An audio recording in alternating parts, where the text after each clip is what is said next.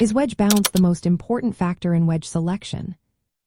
Have you ever wondered if wedge bounce is the most important factor when choosing a wedge? Let's break it down and find out.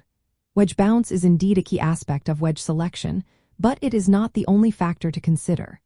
Bounce refers to the angle between the leading edge of the wedge and the lowest point of the sole. This angle plays a significant role in how the club interacts with the turf or sand during your shot. It can influence your contact, control, and spin. To understand wedge bounce better, you need to consider your swing type and the conditions of the course you typically play on.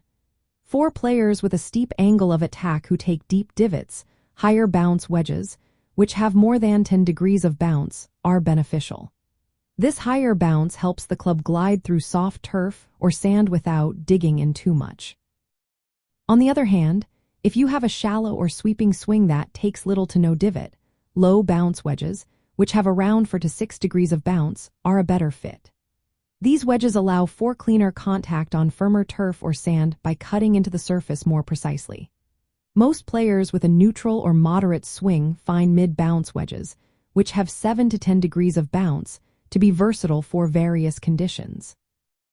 Course conditions also play a role in bounce selection. Softer turf and fluffy sand requiring higher bounce to prevent the club from digging excessively. Conversely, firmer turf and hard sand favor lower bounce wedges for better control and cleaner contact.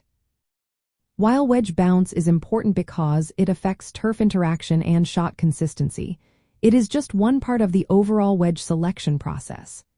Other factors to consider include loft, grind, which is the shaping of the sole, and the specific types of shots you want to play.